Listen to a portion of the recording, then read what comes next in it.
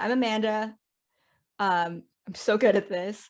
No, so I invited my friend Jack to join. I think he's had a really interesting career and slash writing career. So Jack was a founder, worked in tech and design, and at some point decided he wanted to become a writer, like a real writer. So he has his Sunday newsletter, which I think some of you are familiar with. It's fantastic, and he's published a couple of books. Um, his book, See You in the Cosmos, has won awards. We're going to talk about that a lot today. And we're also just going to talk about, Jack pivoting into writing, his sort of process for writing, and all that good stuff.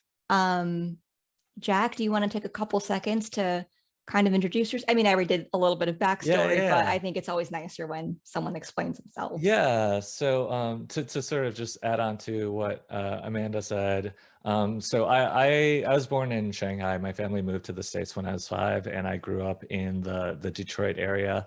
Um, and when I think like growing up, I was always like good at like writing related assignments in school, where I is on my essays and things like that.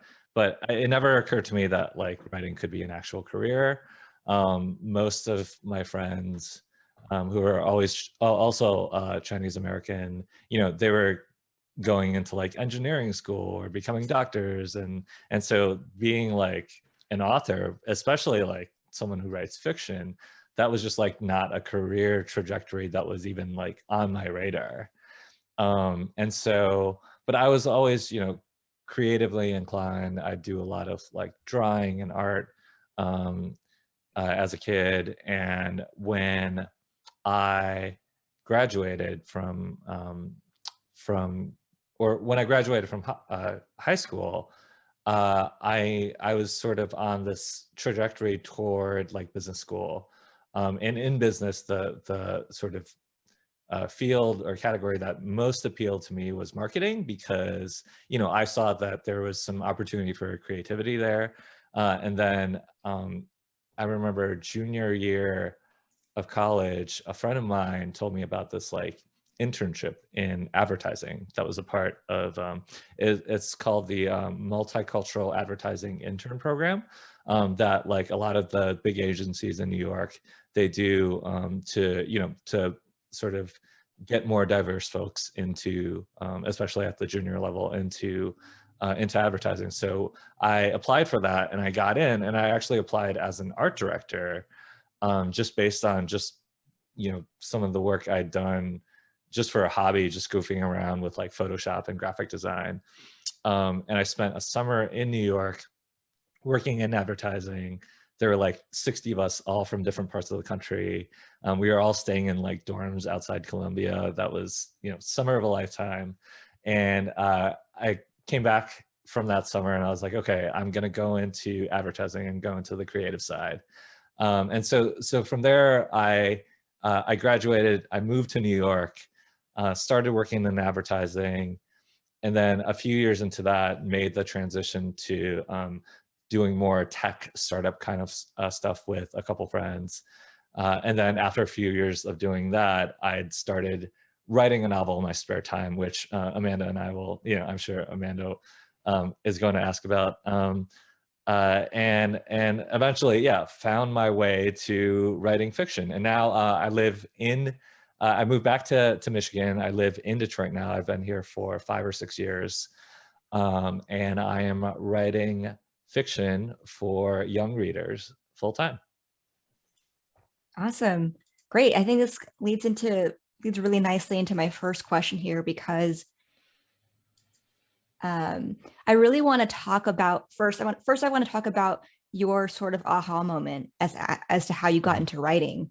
I know that your moment in realizing you wanted to write full time came over dinner with a friend. You ended up confessing that you would be willing to move from New York back to Michigan and live in your parents' basement in order to keep writing full time.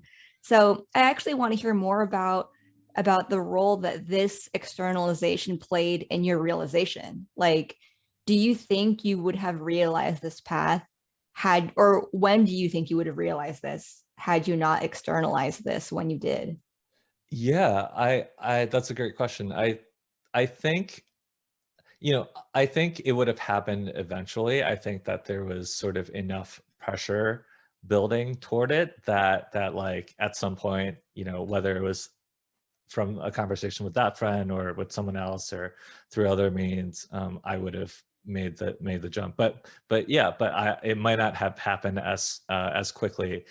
Something that I've noticed through that has happened to me again and again throughout my like working life is that every single career I've had started off as a hobby.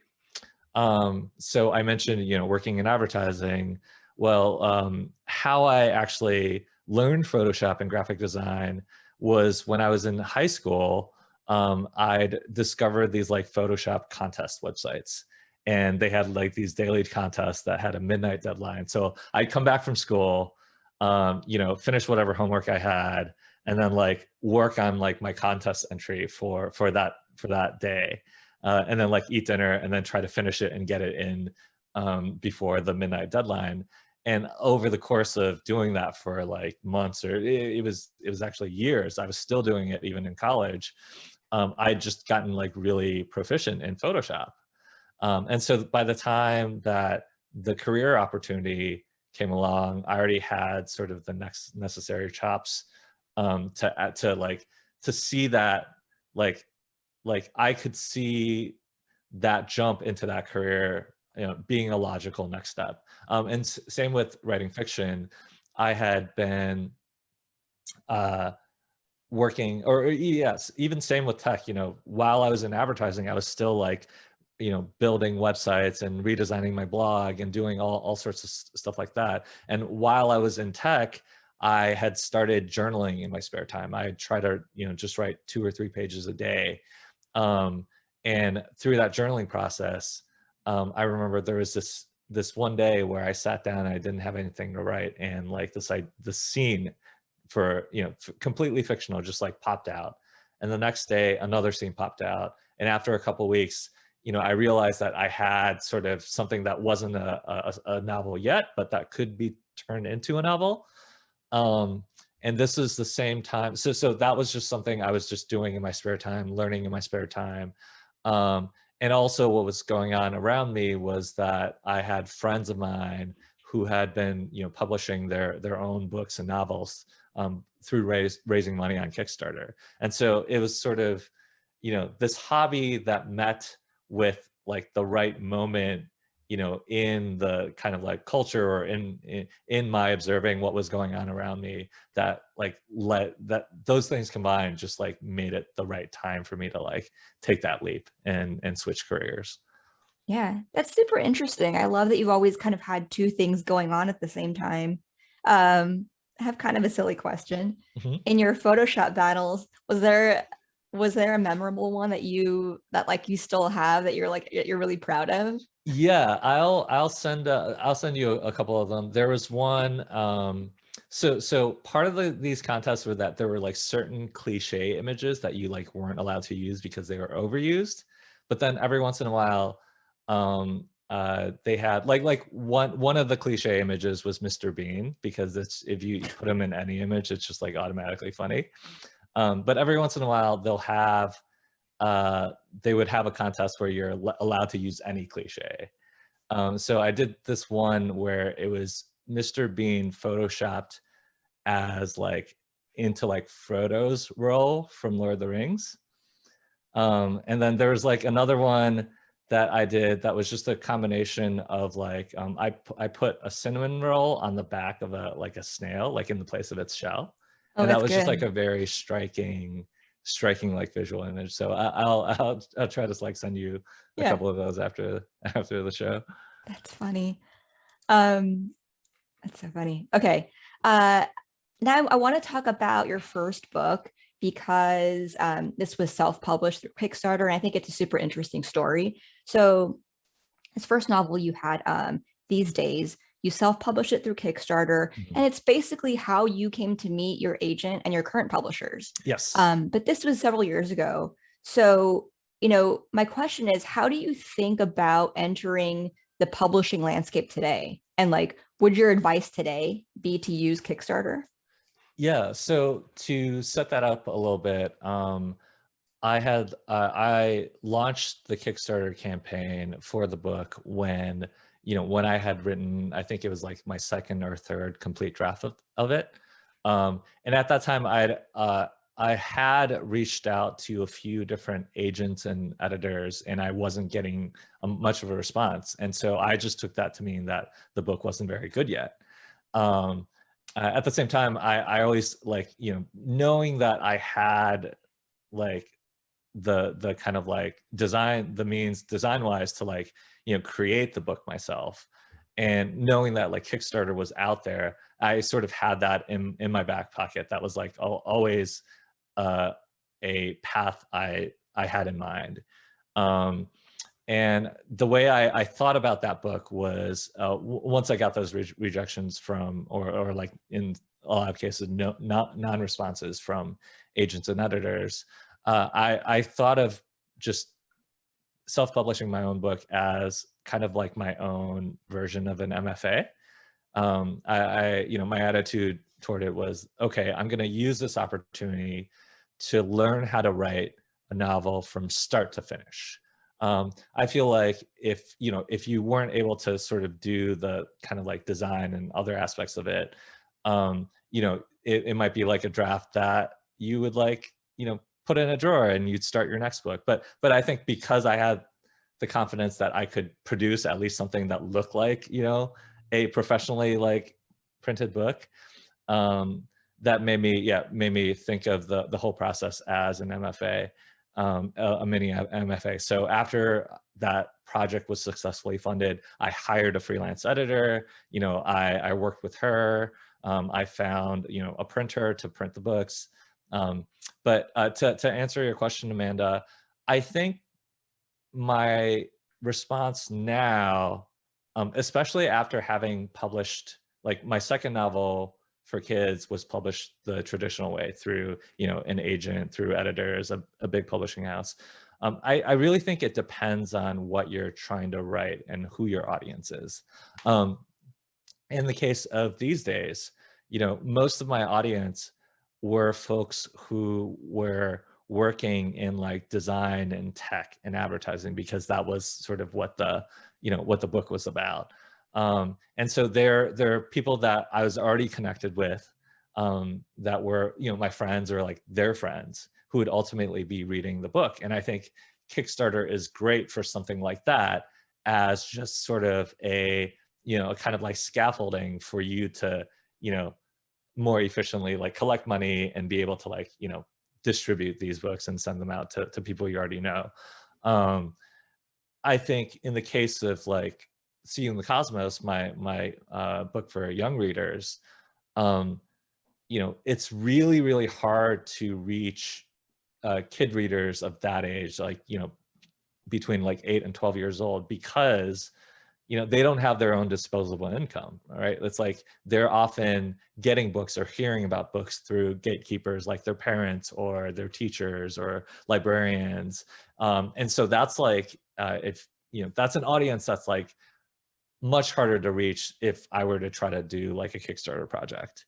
And so for that, there's all these like existing systems in place, especially with working with like publishers and bookstores, that I feel like for a book like that, I would encourage a writer to like try to like get it published the traditional way. So yeah, so it really depends on like, what you're trying to write and who you're trying to reach. Yeah, that makes a lot of sense. It's super interesting. Huh. Um, so a question I have about your first novel, one of your characters, Kay, says about fiction, just because it's fiction doesn't mean it's not true. And that stuck with me ever since I read it. And I really truly think about that every time I read a new piece of fiction. So for you, what has been the truest fiction novels? Yeah, I think for me, some of the truest fiction novels are ones that, like, one of my all-time favorite books is The Little Prince. And it's a book that I try to read like reread every few years, and I feel like every time I read it, I I see something that I didn't see before.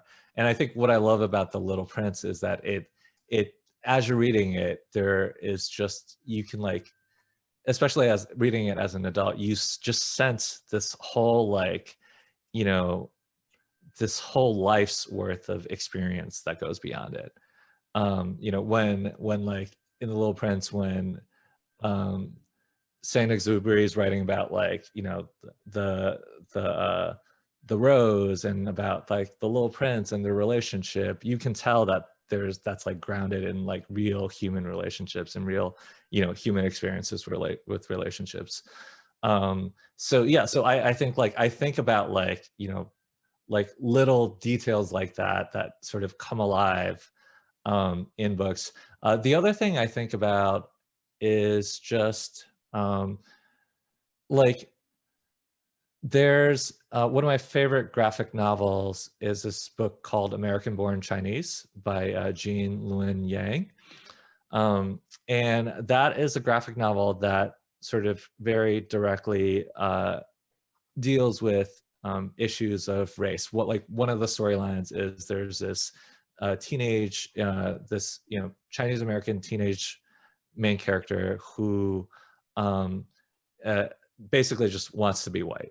Um, and that's something that, like, if you were to hand like, teenage version of Jack a book that's like nonfiction about like race, or like, um, that kind of experience, like, I don't think it would have been palatable at all. I would have like not read it. It would have felt like homework, right? But a graphic novel like that has a way into, these like very real emotions and very real issues, um, just like, yeah, by like a very lateral approach. And so yeah, so I think about those things. I think about like shows like The Wire, and the way that like The Wire can tell a story about, the relationship between like drugs and racism and the police in a city like Baltimore, in a way that is like sort of, different than a series of like newspaper articles, right? But at the same time, it gets at this like very intangible, kind of like hard to put your finger on truth of that situation. Yeah. Um, so in light of that, I want to talk about See You in the Cosmos. This is your second book. And on that note of, writing about fiction that's true. Mhm. So in See You in the Cosmos, the protagonist, Alex, his hero is Carl Sagan. And I know you liked astronomy, but it wasn't really a passion of yours. So, what was your process for learning about astronomy to enable you to believably write a character who's so obsessed with it? Yeah, yeah. So sort of going back on this idea of like, the finding like the emotional quality that's true. Like, Mhm. even though I wasn't super into astronomy as a kid, I know what it feels like to be obsessed with something, right? And I know, like, I know whether that's like when I was Alex's age. Alex is 11 in the book. um when I was his age, I was like super obsessed with baseball, because it was like that stretch of the mid 90s where we had like, Rookie of the Year, Angels in the Outfield, like all those kids' sports movies come out at exactly the same time. I was like in fourth grade playing Little League. So like, it's like, I know that feeling of like, that sort of like kid ambition, of thinking that, you're going to make, like, I would make my dad, I played right field, and I would make my dad throw pop flies to me, because I like imagine myself like making diving catches in the actual game. And so there's sort of that, definitely like that bravado that I had as a kid, that like went into, Alex's character and his bravado, and thinking that he can launch, his rocket, his iPod into space, right? And get it like, out of our stratosphere. Um, and so yeah, so there's that like emotional quality that I think is very real. The as far as like research goes, I try to read, in some cases, in like the astronomy case, you know, there would be things I would do, or like the rocketry example, you know, I would like try to find like rocketry forums and like see what's going on with that, or I'd like look up to see if there were any like rocketry kind of events. But once I like had enough of a footing there, you know, then it's like okay, I know enough to like be able to jump off from there and make it feel real. The other thing is I do a lot of, I think like a lot of reading around I read basically like every biography about Carl Sagan, even though like I didn't necessarily have any like specific thing I was looking for in there. But it was more just like, you know, I'm going to absorb this material, and so that like while I'm writing, you know, anything that might be potentially relevant has the opportunity to like leap out at me. I very much believe that the act of writing fiction, especially your very first draft, is sort of almost like this dream state where, you know, like in a dream, you're like meeting characters and you're being transported from place to place, and you don't necessarily like know why they're coming up. It's only like after you've written it down that you can then go back and kind of like psychoanalyze and say, oh, you know, the reason that like this detail about Carl Sagan came up was that like I read it, you know, 3 months ago in this like one book. But like at the same time, I think it's for, at least for me, it's something that it has to happen very, very organically. It can't be too like forced and too, you know, over researched or too plotted out. I really struggle with like creating an outline for the story before I've actually written it, because I have no idea, you know, I might have a premise in mind and might have a destination, but I don't really know like all the different steps to getting to that destination as I'm doing that first draft. Hmm. That makes a lot of sense to me. That really resonates, because it's like, it's not that you're trying to write a book. That's what it becomes. It's like what you're trying to write are real people who have their own journeys, and you don't know what they're Yeah. going to be. Like, you know Yeah. that maybe the end, but like you don't know how it gets there. Right. And I think, you know, even the people that we think we know the best, like, you know, our partners or our parents, they still have ways of surprising us. And so I think of my characters in the same way. It's like, even though I might have an idea of who this character is, I'm like looking, like almost like, yeah, intentionally looking for ways that that character can do something the opposite of what I expect, or that might do something surprising, but at the same time, like surprising in a way that feels right for my sense of who they are. Yeah. Sort of like before this call, we were thinking about how we first met, and I kind of didn't remember, in the sense that I feel like I've always known you. And Uh-huh. then you were like, oh no, wait, but I knew that I met, you know, obviously I know that I met you through my husband. Um, you know, it goes to show that the whole element of surprise. It also Yeah. shows how I don't listen to my husband. And I look forward to hearing his stories one day. One day we'll get there. Um, all right. So also in See You in the Cosmos, you cover some pretty heavy themes, including marital strife, or like romantic relationship strife. Mhm. There's some violence, and there's the overall theme of mental health. So what stood out to me and really felt so true to me is the way Alex perceives this, in that um, as a child, he's both aware and oblivious, which I think really speaks to kids' resilience. Like, so for instance, you know, throughout the book, he alludes to his mom's strange behaviors. And it's later revealed that this is a symptom of an actual condition that she has. Mhm. So, and as I read the book, I mean, I think an older person reading this kind of knows it's coming, but they also experience that realization with Alex. Um, so I have so many questions about this. Like, Mhm. even like from your book tours and your readings and your writing workshops, where you work with kids, you've gotten to meet kids in this demographic. So what has been the response like from these young adult readers? When do they even mention these heavy themes? Yeah, I think it depends on the age of the reader. Just from visiting schools and talking to students, it seems like there's like a real there's a huge difference between like the fourth grade reader and the seventh grade reader. Where like I've asked like fourth and fifth grade readers like what they think about like Alex's mom's condition in the beginning of the book, and how she's not really like she doesn't really take like an active role in his life. And like those kids are like, I think it would be awesome because I could do whatever I wanted to do.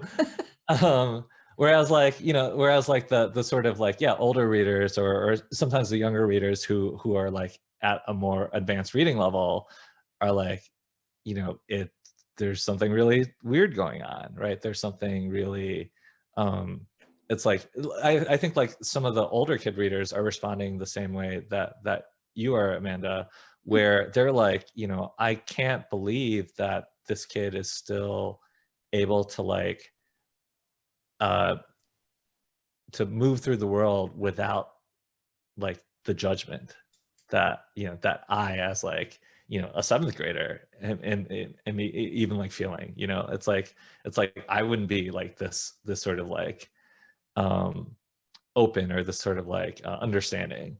And so yeah, so I think like there's definitely a difference depending on like who who's reading it, and that's something that was very intentional, at least like during the editing process, where um when I originally wrote this book, I didn't necessarily have a like kid reader in mind. It was more I had this idea for a story, and I was trying to tell the story about these characters and what they were going through. It was only after like we're sending it to publishers that my agent and I were like, oh, this is actually like we need to pitch this as a kid's book. Um, and so yeah, so in the editing process, it it was we were very intentionally like thinking about how can we make everything still work the way that it does for like the adult reader, but not put it so much over the kid reader's head that they don't have a good time, that it's not like fun for them, it's not an adventure for them. And so that was something that we thought about a lot during the editing process. Yeah. I think, I think today, more than ever, people are generally more aware of mental health issues. But maybe at the time that See You in the Cosmos came out, maybe they were less so. So I'd love to just hear about like how you researched this, maybe any learnings that surprised you about mental health. Would just love to hear your thoughts there. Yeah. So as far as research goes, I do have someone, a distant relative, who struggles with the same mental illness that Alex's mom does. Um, and part of it just comes from my kind of like interactions with that person, where it's like my direct experience, just seeing how that becomes just a normal part of like you know a family is like, yeah, just a normal part of the family, that it's sort of like after it's kind of the initial kind of shock around it, it just is just another thing that you deal with and you manage. um the other thing that I did was, very directly, I found, so Alex's mom, I think it's okay if I just say that. So she's later in the book, she's diagnosed with schizophrenia, or it could possibly be schizoaffective disorder, is what they say in the book. Um, and like once I sort of, in writing the story, I knew that that's what she had. I then went and I like tried to find memoirs written by people who had actually had that experience themselves, or were struggling with that mental illness themselves. And I think it's like really important to go to primary sources like that, because because it it helps you even more as a writer put yourselves in the shoes of of Alex's mom, right? Because it's not it's not necessarily about only embodying your main character. It's about sort of embodying all those, you know, secondary characters in your story and supporting characters in your story as well, and being able to like see the world from their perspective, and being able to see them as like complex, dynamic human beings, even if they're not in the story as much. So yeah, so I think it was for this story and for, you know, this specific example, it was just a combination of personal experience and like direct research from in primary sources. Interesting. In some of your learnings, and as you kind of think about, mental health today, um, is there anything that you feel like people don't discuss enough, or things that you feel like are lesser known that should be better known? I think, you know, I think that something that I'm really heartened to see people talking more and more about is the way that mental health pertains to like toxic masculinity. Um, and I think there's this tendency, um, it's like not only is there this tendency in sort of Asian cultures to like suppress mental illness and stigmatize it, right? I think there's an added tendency in sort of, you know, in sort of thinking about like toxic masculinity in terms of like, you know, stoicism and like not showing your emotions and suppressing, you know, vulnerability. And I think those two things combined make it especially hard on like Asian men and Asian boys. And so I think like I'm really heartened to sort of see there coming to be more open conversations just about like mental health in both like Asian communities, and you know, and it's like you hear people like Tim Ferriss like talking openly about his depression, and that's something that like, you know, yeah, that like has just happened in like the last few years. And so I'm very like hopeful that just more open dialogue around it is something that we'll continue seeing moving forward. Totally. Um, so when you began writing See You in the Cosmos, you didn't actually intend for it to be a young adult novel at first, and it just sort of naturally became that. Now that you're working on your next novel, do you find that it's more difficult to write for young adults when you're intending to write for young adults? Yes, it can be. Yeah, I think so this next book I'm working on right now, it's much more directly about my own experience growing up in the Metro Detroit area. And I think like it takes place in mostly in like a school environment. And I think I've gone through probably like 3 or 4 rewrites of this book already. When I originally pitched it, the main character was like a girl, and it was like set near future with like sci-fi self-driving cars and stuff like that. And then like in another rewrite, there was like a whole like historical fiction storyline, and it's yeah, and that's changed from then to like the current draft. So I think part of the challenge when you know you're writing for kids is like, I think like you get into this like, you know, this mindset of like, what lessons can I teach these like young people to prepare them for the future? And I think that can get in the way of making a story just like fun to read. If you're sort of being overly, you know, didactic. And so yeah, so I think it's harder in that sense. It's like a different set of challenges. And I think it might even be like harder in other ways too, because like when you're trying to write for kids, I think uh, brevity is like especially important. I think because you're assuming that like the kid reader has like a shorter attention span than, you know, maybe an adult reader who reads like literary fiction. I think you have to be really, really clear on like what you're trying to say, or like, you know, on the what these scenes or these like paragraphs, what work they're doing in the story. And like striving for that, like, you know, brevity or simplicity, just like takes more time in some cases. Yeah. Next thing I want to talk about, super important, is dogs. There's is through See You in the Cosmos, I learned there's this whole, I guess, culture of people who need to know what happens to a pet during that Yep. book or that movie or whatever. Yes. I don't know what my question is here, but there's a dog Yeah. named Carl Sagan and See You There's a in the dog named Carl Cosmos. Sagan. How often do people come to you like, hey, you know what? I hear there's a dog in this book. You need to tell me what happens to this dog, or else Yeah. I'm not going to read it. Like, Yeah. I mean, so it was happening very early on when I think like less so now that, there are enough people out there who have read the book who can answer the question for their friends, I think. But very early on when we were first like promoting the book and talking to booksellers, yeah, a question that would come up is like, does the dog die?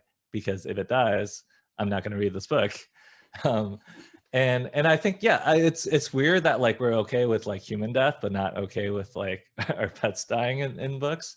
Um, but yeah, but I think it's definitely a thing. It's a thing that I didn't realize was a thing until like my own book was was about to come out. I think there's even like websites that'll answer that question for you. Like, does the dog die? Or you put in the title and it'll tell you. so fun. Did Carl Sagan ever die in earlier drafts of the book? No, no. Hmm. That was Step there was writing to already know. so much going on in Alex's life that added thing would have not. Yeah, Yeah, that's too much. yeah. It's That's too much. well, my partner and I. So we have a dog that I actually didn't get until after Seeing the Cosmos was done, where I try to do something after like every book to kind of like commemorate the book. And so the thing I did for my first novel these days was one of my characters in the book has these like tattoos on her arm that are supposed to be like tree rings that signify important events. And so after I finished the book, I got like a tattoo on my own arm That's to like rad. commemorate the book. And so when I finished Seal in the Cosmos, I was like, oh, maybe I'll get like another tattoo. But like it just like it didn't feel right. And then finally I realized that what I actually needed to do was adopt a dog. Um, so we ended up adopting a dog. And yeah, he's just been like, it's just been, I think like every time, whenever you finish a book, even after it's published, it gives back to you in like so many ways. And I think like, this was just one way that See You in the Cosmos was like returning that gift. Yeah, I love that. But now that you have a dog, Mhm. are you the kind of person who's like, I need to know, is this dog gonna die in this movie or not? I think we're like so we do joke around that Matisse, our dog, we my partner and I do joke around that he's never gonna die, that we would like clone him and like Yes. um but I think like there are times when we've watched like sad dog related movies like The Art of Racing in the Rain, um and it's just I think like we have to like go into it intentionally like knowing like, okay, we need a good cry, so that's why we're gonna watch this terribly sad movie. I love that.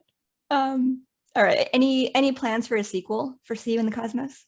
I'm not working on one right now, but I would love to come back to Alex's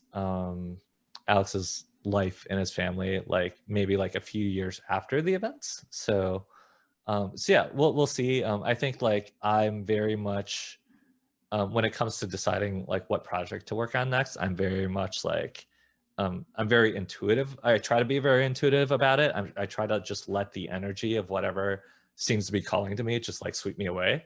And so far that hasn't a sequel hasn't called me with enough force. But yeah, I'd love to revisit that.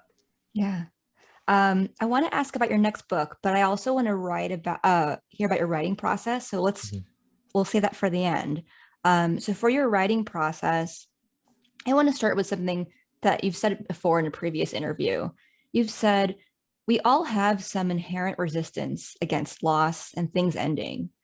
To see the world as happening in cycles helps soothe that anxiety, or at least for me, it does. Maybe that's the appeal of the cycle. The cycle is eternal. So, how do you nurture that? And so, I think about this. I really like this because I like the idea of, things kind of feeding into other things. And I'd love to learn more about what you do to nurture that cycle with respect to your writing. Like, how do you keep that inspiration going? Yeah, I think one of the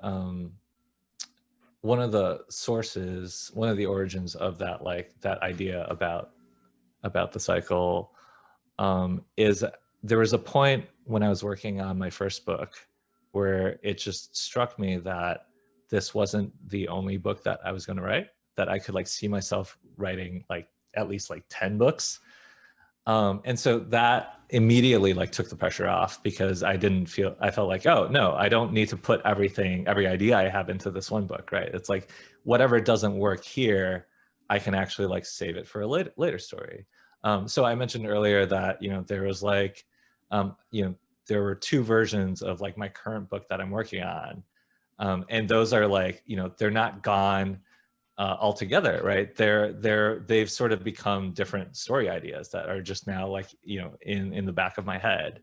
And one of those like could potentially be a book. So I think it helps in terms of like, making your writing feel like less precious and less like, it's like, yeah, if I don't use this here, I can, I can save it for a future date.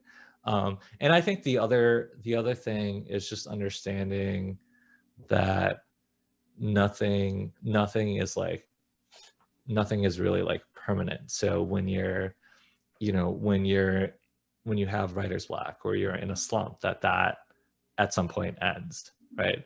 And that like, even like when you're, when you're in a writing high and you're like progressing, I think like just understanding that, yeah, it might not always be like that, but I can be grateful that, that things are flowing right now, and just like lean into it while they're flowing. And so, yeah, so for me, that's sort of what that all, yeah, that's what it all means for me.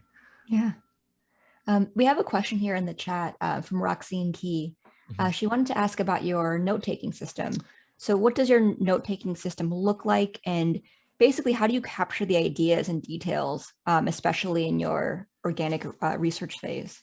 Yeah, I don't, like I've tried different note-taking systems and organizational systems and like writing software in the past, and I think overall it just like what ends up working for me is that like the act of taking a note is less so that like I can review it later on, and more so that like, I have something to like help uh embed it into like my memory and into my subconscious. And then like later on, when I'm like in the zone and like writing it, something I read or something I saw will just like naturally, organically just like appear. I think like overall um that's sort of just what works for me. But that doesn't stop me from trying to have a note-taking system at any given moment. So my current system, very much inspired by my friend Robin Sloan. Um, what I do is I use this program called FS Notes, which it's sort of like a modern version of NV Alt, which some of you might be familiar with, where you can just keyboard shortcut into like a little, and if you push your keyboard shortcut, a note window will pop up on your desktop. And then like it immediately puts your cursor into the search bar. So as you type, you're not only like, if you're typing a new note, it'll eventually like filter the point where there's no previous notes that are related to that, and you can just like, put in the rest of your note. But you can also use that same field to like search your previous notes. So I have that on my desktop. On my phone, I use an app called Captio, Captio. which all it does is it opens a blank note and it like emails it to you. So you type it in, there's like you can't like edit. You can see like the last maybe like 30 days of notes that you email to yourself, but it just pops up in the window, the like most frictionless way of capture. And then you type it in and you send it and it sends off an email. And then in the back end, what I do is I have Zapier connect that email account to my like FS notes so that when I email myself a note on my phone, it automatically like goes into my archive on my desktop. I found that to be just work a lot better than like trying to keep everything in sync in the cloud. So yeah, so that's what I do for notes. And then when it comes to actual writing, while I'm working on, I like to do my journaling in IA Writer, just because it's like really pared back. For the novel, this most recent novel, I've been writing it in Ulysses. And then at a certain point, if you're working with, publishing industry editors, everything becomes like a track change Word document. So I'm actually just at that point in this latest book where I've done my last bit of work in Ulysses, and now I'm working off the same Word document that my editor and I are just like passing back and forth. Oh, cool. Is Ulysses kind of like read this book? Is that Ulysses different? is kind of like Scrivener, Oh. except like I think like I can't use Scrivener because I think it has like just about the worst set of defaults of any app that I've ever encountered. And it was just like, yeah, it was just overkill. It was like not the kind of, I think like Scrivener is a tool that's designed for someone who keeps like meticulous like plot outlines and a lot of notes and has like, a file of like research images and stuff on their computer. And I think it's like great for that person, but that is like not me. Uh, we have some great questions in the chat, and I think I'll just open it up for people to ask themselves. Yeah. I Oh, want to make I sure should people have also, time. another thing that I do that I started doing this year, is that I set an intention to just have, I call it a soft Sabbath on Sundays, where I can use the internet, but I'm not allowed to like stream stuff or like, or like play video games or like anything where I can sort of get lost and sucked in doing. But Sunday is the day that I just sit down and I kind of like review my week. I very loosely plan my week ahead. And I just do that in like a Moleskine weekly planner. For all of Sunday? Yeah, For for most all of of it? Sunday. And like I'm allowed to like, it's like a lot of times it also ends up being, I'll like reply to emails and like catch up on things that I just like didn't get to in the week. But I usually like, park myself in a chair in like our downstairs sunroom. And I have like, it's like I have my Moleskine notebook, I have like my laptop open in my lap, I have like a beverage of some sort. My partner and I order food for delivery, and so it's just like, yeah, it's a very chill, like I say like soft Sabbath, because I found that whenever I try to put like too stringent of like rules and restrictions on myself, I just like act out and like rebel against those rules. So it can't be like too, too confining, but yeah, that's worked so far this year for me. Yeah, I'm the same way with the restrictions. Like sober January, never do that, never commit. But I haven't had an alcoholic drink in like all week, and it's fine with me. um, the soft Sabbath thing that reminded me, like we had a blackout here some time ago, Mhm. and it was just for the evening, but it was super nice because then we read. Like, that was nice. Just read some books, did some writing, and it made me think about like I think maybe I want to do this like once a week, just have a fake blackout, a soft Sabbath on some days. Yeah, yeah, Yeah. yeah. Cool. I want to open it up for some questions before we wrap up. Um, actually, Von Don, do you want to just ask her question, unmute and ask her questions? Yeah, totally. Just first and foremost, thanks so much, Jack, for taking the Mhm. time. It's been super insightful, and unfortunately, I haven't been familiar with your work before this, so now I'm like really excited to dig into Cool. your treasure trove of work. So, something that I wanted to ask was, in publishing your first book, it was a self-publish process, and there are so many decisions that you need to make regularly just to kind of get through that process. Yep. It's the writing of it, it's the publishing of it. You were mentioning, sourcing where the books are going to come from and all that kind of stuff. And so I can imagine that you probably obsessed over a lot of decisions throughout that process. And I want to know which sorts of decisions, in retrospect, were the types that you obsessed over a lot, but then didn't really end up mattering Mm. at the end of the day. Yeah, that's a great question. I think, I'm just going to talk this out because I don't know the answer to that question. So when I did the Kickstarter project for the book, one of the things I decided from the get-go was I was going to write an update to my backers every single week, because I didn't want to be that guy where you back their project, you don't hear from them for 3 years. And so I made a pact with my backers, and I was like, I'm going to write an update every Sunday, no matter what. And that became, a kind of a motivator and like a reason to reflect on the process. When by the time Sunday rolled around, I was like, okay, what am I going to have to tell my backers? I also think that when it comes to self-publishing a book, there is a certain order of operations to it. It's like I think like the pitfall that a lot of folks fall into when they think about like publishing a book is they get started, they're like, okay, I want to write and publish a book, and so they get started researching like printers and stuff from the get-go. Whereas like, the biggest, most challenging thing is to have a full manuscript. Because once you have that, you can send it out to people, you can get feedback, you can hire an editor. And so I think some decisions let's see. Yeah, I actually, I don't know if there were specific decisions for that book that I obsessed over, just because there was always like the next thing to do. And so I would give that the amount of time and then like move on to the next thing. I think like maybe if there was one thing, it was probably like the cover.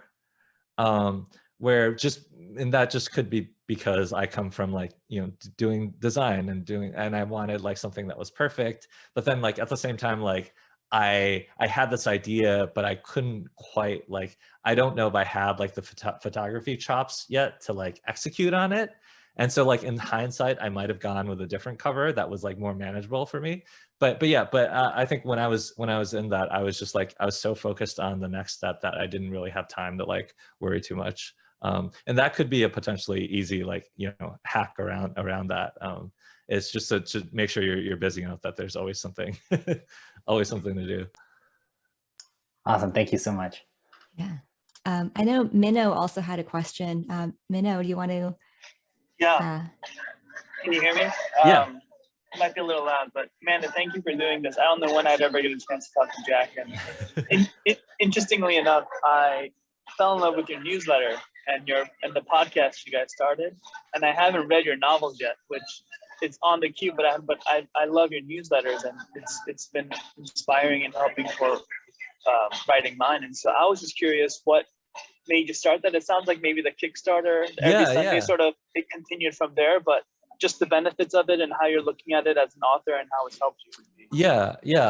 Yeah, exactly. It was actually the Kickstarter project that I personally found those writing a Sunday newsletter to my, or update to my backers, so helpful for me, just to like reflect on my own process and what I might have learned that week, that I just decided to keep doing it even after the project had wrapped up. So I just sent out this past Sunday, I think it was like letter number 333.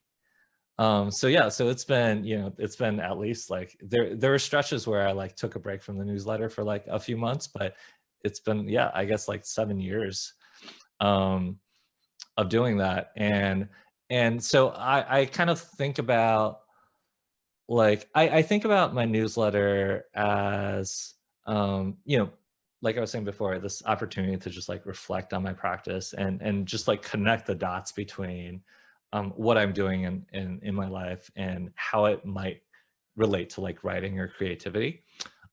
Something that I'm actively trying to do, or maybe like I want to be actively trying to do this year, but I haven't put quite the as much time into it as I wanted to, is to just like grow that newsletter out a little bit. Right now, I think I'm coming up on maybe like 1,700 regular readers.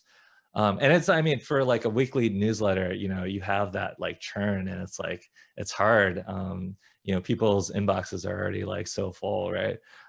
So yeah, so I'm trying to like grow that out. I do have my own like Patreon like a membership program on my site that you know, I'm also trying to build out to a point where it can basically just cover all my living expenses. And right now that's doing like decently well, where like at least like my business related expenses are covered in terms of like, you know, software subscriptions, like books I buy and read during the month. But yeah, but I'm really trying to like grow that out this year as well. Yeah, I think like for me, I know some of y'all have like your own like newsletters and Substacks, and I think like the challenge to consistency is was something that like I struggle with, especially once like my schedule got a little bit busier. And so right now when I do like my Sunday Sabbath, part of the intention behind that is to actually give myself some like writing room on Sundays so that I could, you know, I could send that letter consistently. So yeah, I think it's like, you know, even if you set the intention to like email something out every week, it's definitely you know, I understand that like it's a struggle sometimes. And so you also have to set aside the time, you know, not just have the intention, but set aside the time ahead of when you want to send out that newsletter to actually like do it.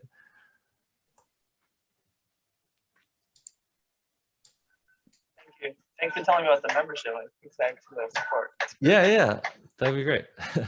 Yeah, I know some people have to hop off, and you probably do too, Jack, but maybe let's end on your next book if you have another minute. What can you tell us about the next book? Yeah, so I mentioned it's more about my own experience growing up here in Metro Detroit. It's about this Chinese American kid who is going into 6th grade, and he's sort of like you know, he's on the like introverted side, but I think he also like he is interested in like several different things, and he doesn't quite like, he feels like he needs to like find his, you know, his thing that he's like really good at, but I think he has trouble finding that. And so he gets pulled into by his like very like type A best friend who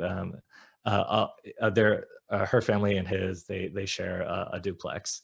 Through her, he gets pulled into the school's dance production of The Lord of the Flies.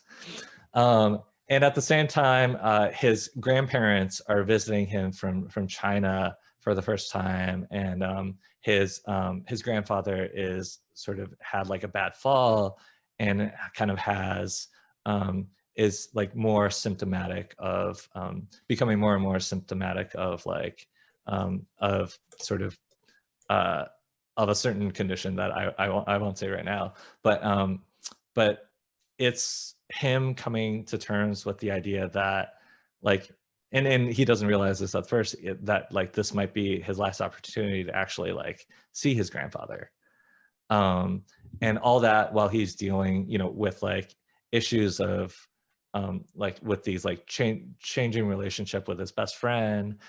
He's also like getting bullied at school, and at the same time like he eventually like he starts becoming friends with this kid who like bullied him at first. I'm not doing a terribly good job of explaining all the different things. I think there's so many aspects of the book that are still in flux right now, even though like I'm like you know, further on in the writing of this book. I think it's just very much about yeah, about sort of this like coming of age for this boy, and him, I think, realizing that he doesn't necessarily need to have all the answers figured out. Awesome. Well, we'll keep an eye out for it. And for those of you listening, those of you here, you can support Jack's work by going to jackcheng.com/membership, and also subscribe to his really delightful Sunday newsletter. And Jack, this was so much fun, and this was really special for me. So thank you for doing this. Yeah, thanks so much for the invitation. Yeah, thanks everyone. Thank you for joining. Bye, everyone.